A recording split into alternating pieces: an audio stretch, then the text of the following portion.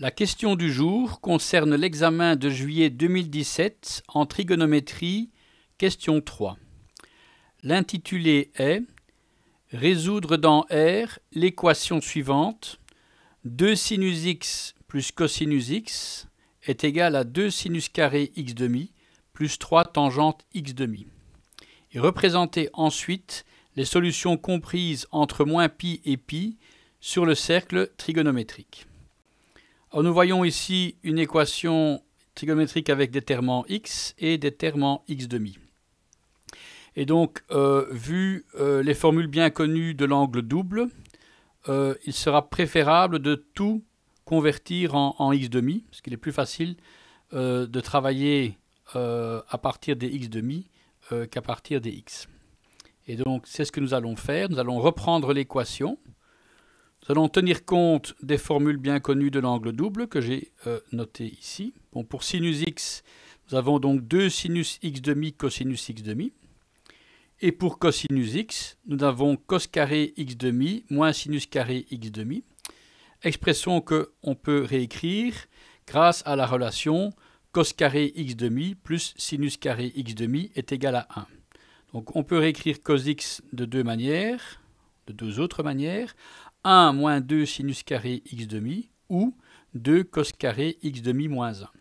Donc nous allons appliquer ces formules ici à l'équation qui nous intéresse. Donc pour le 2 sinus x avec la formule de l'angle double en sinus, je remplace par 4 sinus x demi cosinus x demi. Et pour la relation en cosinus x, vu que nous avons du sinus carré x demi dans l'autre membre, nous n'avons pas de cos carré x demi, on va remplacer cosinus x par cette expression-ci, 1 moins 2 sinus carré x demi. Et donc nous obtenons, en changeant certains termes de membres, donc j'ai mis le 2 sinus carré x demi du membre de droite dans le membre de gauche, donc ça fait moins 4 sinus carré x demi, et j'ai mis le terme en vert ici dans le membre de droite, et donc j'ai une équation équivalente. 1 moins 4 sinus carré x demi est égal à 3 sinus x demi sur cosinus x demi moins 4 sinus x demi cosinus x demi. À ce stade-ci, on peut constater, on aurait pu le faire depuis le début, que la valeur, pour x tel que cosinus x demi est égal à 0, n'est certainement pas solution de cette équation-ci, parce que quel que soit le x, le sinus x est compris entre moins 1 et 1, le cosinus x aussi, entre moins 1 et 1. Le sinus carré x demi est compris entre 0 et 1. Donc ici, nous avons des termes faibles. Et au voisinage de cosinus x demi est égal à 0. Ici, ça tend vers un nombre très grand et en cosinus x demi égale 0 vers l'infini. Donc il est clair qu'une solution telle que cosinus x demi est égale à 0 n'est pas solution de cette équation. Donc on tient compte de ce constat pour pouvoir éventuellement mettre en évidence ce terme ici de cosinus x demi, ou plus précisément le terme tangente x demi ou sinus x demi divisé par cos x demi. D'accord? Donc puisque ceci, le dénominateur ne vaut pas 0, on peut tout à fait mettre en évidence sans discussion à côté. Donc, si je mets dans le membre de droite sinus x demi sur cosinus x demi en évidence, le premier terme, il reste 3, et le second terme, il reste moins 4 cos carré x demi. C'est ce que je vais mettre ici, donc je vais préciser ici. Donc, nous pouvons donc mettre 3 moins 4 cos carré x demi en évidence. Et avec la relation cos carré x demi est égal à 1 moins sinus carré x demi, nous obtenons ici un second terme sous la parenthèse, 3 moins 4 plus, 1 moins fois moins ça fait plus 4 sinus carré x demi.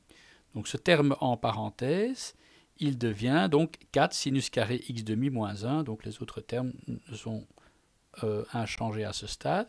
Mais on voit que ce terme de 4 sinus carré x demi moins 1 est égal au signe près au membre de gauche. Donc il y a une possibilité intéressante de mise en évidence. C'est ce que je vais faire ici. Donc une fois que le constat est fait, on met en évidence le 4 sinus carré x demi moins 1.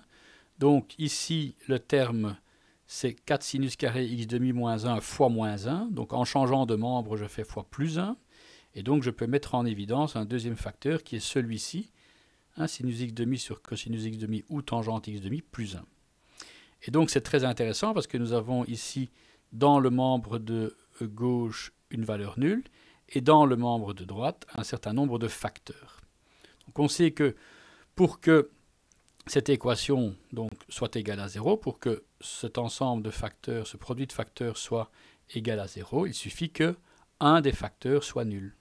Donc la discussion de l'équation s'en trouve simplifiée.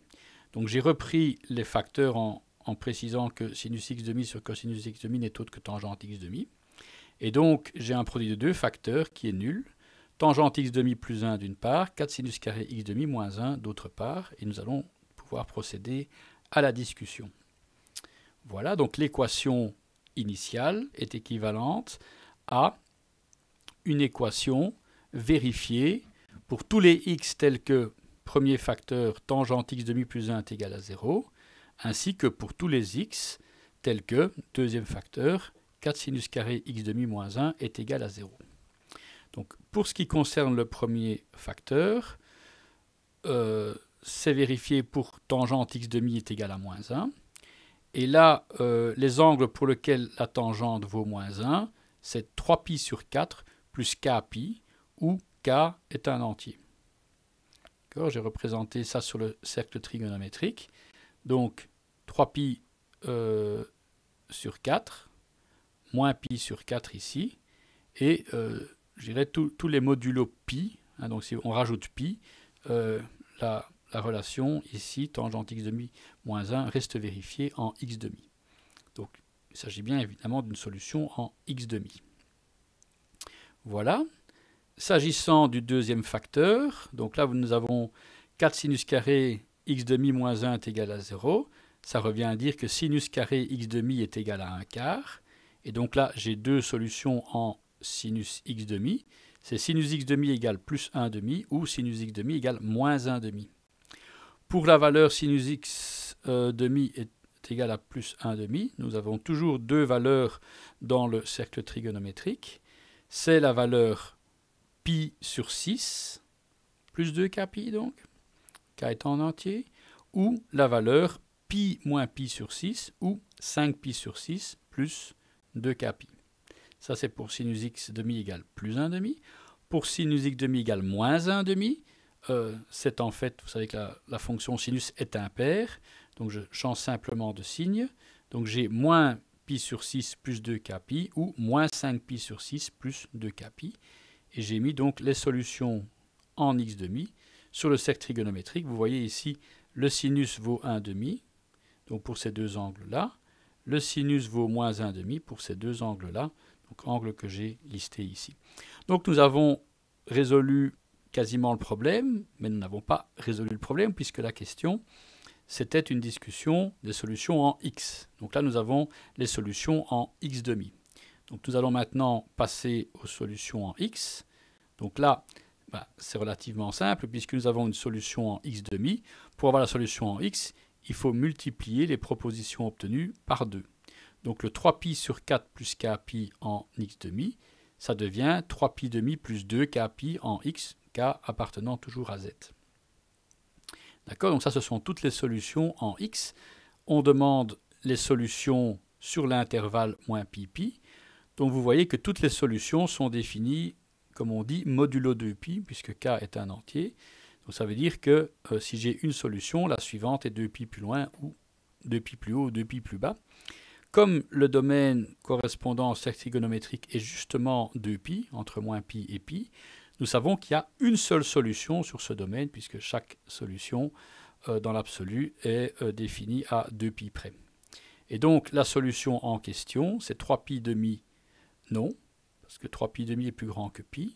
Mais si je pose k égale moins 1, 3pi demi moins 2pi, là j'ai une solution, x est égal à moins pi demi, et c'est donc la seule.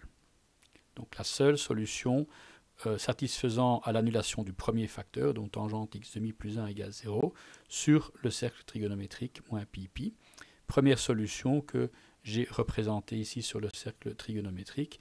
Cette fois-ci, on est bien sur les solutions en x. Donc solution annulant le premier facteur. Pour ce qui concerne le deuxième facteur, donc nous reprenons les propositions en x demi. De même, pour passer en x, je multiplie par 2. Donc le pi sur 6 plus 2k pi devient pi sur 3 plus 4k pi. Le 5 pi sur 6 plus 2k pi devient 5 pi sur 3 plus 4k pi. Et de même, le moins pi sur 6 plus 2k pi devient moins pi sur 3 plus 4k pi. Et le moins 5 pi sur 6 plus 2k pi devient moins 5 pi sur 3 plus 4k pi. Donc j'ai en fait 4 ensembles de solutions, mais vous constatez qu'ici sont définis, comme on dit, modulo 4 pi. C'est-à-dire que si j'ai une solution, la solution immédiatement supérieure ou inférieure en x, elle se trouve 4pi plus loin ou 4pi plus bas. 4pi plus haut ou 4pi plus bas. À nouveau, comme le cercle trigonométrique, c'est juste un intervalle de 2pi, nous aurons pour chaque possibilité de solution, soit 0 solution, soit une seule. Hein, puisque l'intervalle ici est 4pi, l'intervalle ici est 2pi, je ne peux certainement pas avoir de solution, mais il y aura peut-être même des cas où je n'aurai pas de solution. Donc nous allons passer, faire une petite discussion pour chacune des 4 propositions. Et donc pour la première proposition, pi sur 3 plus 4k pi, eh bien si k est égal à 0, ça marche, donc j'ai pi sur 3. Et je sais que je n'ai pas d'autre solution. Voilà, pour le deuxième, moins pi sur 3 plus 4k pi, ben là j'ai aussi une solution pour k égale 0, c'est x égale moins pi sur 3. Donc entre-temps, j'ai noté ça sur le cercle trigonométrique. D'abord pi sur 3, ensuite moins pi sur 3. Et par contre, pour les deux autres propositions, eh bien, je n'ai pas de solution. En effet, 5pi sur 3 est plus grand que pi. Et si je prends la solution immédiatement inférieure, 5pi sur 3 moins 4pi n'est autre que moins 7pi sur 3, et moins 7pi sur 3 est largement en dessous de moins pi. Idem pour moins 5pi sur 3, moins 5pi sur 3 est en dessous de moins pi. Et si je rajoute 4pi, j'aurai plus 7pi sur 3, largement en dessus de pi. Donc je n'ai pas de solution sur le cercle trigonométrique pour ces propositions-ci. Donc au final, j'ai finalement donc 3 solutions en x sur le cercle trigonométrique, les 3 que j'ai présentées ici, moins pi demi, pi sur 3 et moins pi sur 3. Voilà. Alors, il est de bon ton, si c'est possible, de faire des vérifications. Alors ici, évidemment, c'est pas évident, pour pas dire quasiment impossible, de voir dans quelle mesure nous n'avons pas trouvé de solution.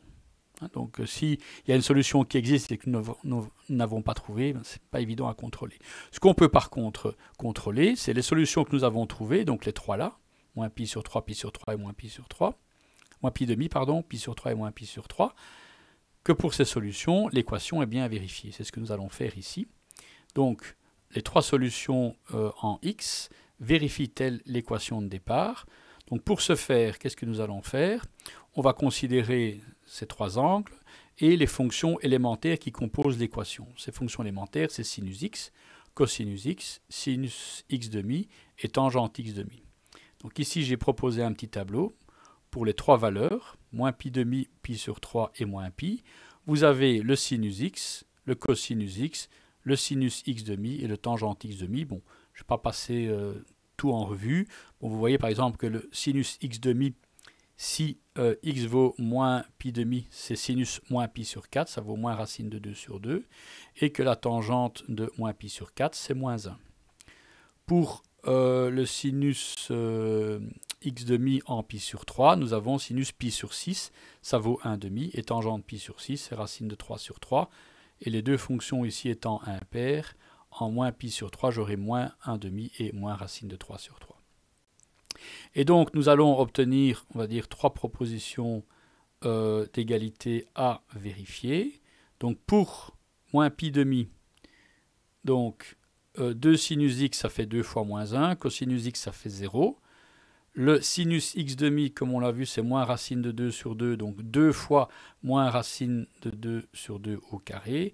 Et le 3 tangente x demi, ça fait 3 fois moins 1. La question est de savoir si on a une égalité. Vous avez 2 fois moins 1 dans le membre de gauche, plus 0, ça fait moins 2. Ici, vous avez 2 fois quelque chose ici qui au carré vaut 1 demi. 2 fois 1 demi, 1. Moins 3. Donc vous avez moins 2 et vous avez 1 moins 3. Bien, la proposition est OK. On va maintenant faire ça pour plus pi sur 3. Donc nous avons 2 sinus pi sur 3, 2 racines de 3 sur 2. Cosinus pi sur 3, c'est 1 demi. Le sinus donc de pi sur 6, c'est 1 demi, donc 2 fois 1 demi au carré est le troisième terme. Et le dernier terme, c'est 3 fois racine de 3 sur 3, tangente pi sur 6. Donc, de nouveau, est-ce que cette équation est vérifiée? Nous obtenons dans le membre de gauche 2 fois racine de 3 sur 2, racine de 3 plus 1 demi. Et dans le membre de droite, 2 fois 1 quart, 1 demi, plus 3 sur racine de 3, racine de 3. Donc, nous avons dans chaque membre 1 demi plus racine de 3. Et cette équation est bien vérifiée pour pi sur 3. Enfin, pour moins pi sur 3, nous avons le terme en sinus x qui vaut moins racine de 3 sur 2, le terme en cosinus x plus 1 demi, le sinus x demi, donc sinus pi sur 6, c'est donc moins 1 demi au carré, ça fait donc plus 1 quart, et le terme en tangente x demi, donc c'est tangente moins pi sur 6, c'est moins racine de 3 sur 3. Vous voyez que le premier terme ici vaut moins racine de 3, on l'égalise avec le 3 fois moins racine de 3. Le deuxième terme, c'est 1 demi. On l'égalise avec 2 fois moins 1 demi au carré. Et à nouveau, c'est vérifié pour moins pi sur 3. Voilà, donc nous avons déjà l'assurance que les trois solutions ici sont bien, que nous avons donc calculées, sont bien solutions de l'équation de départ. Et ceci clôture la question.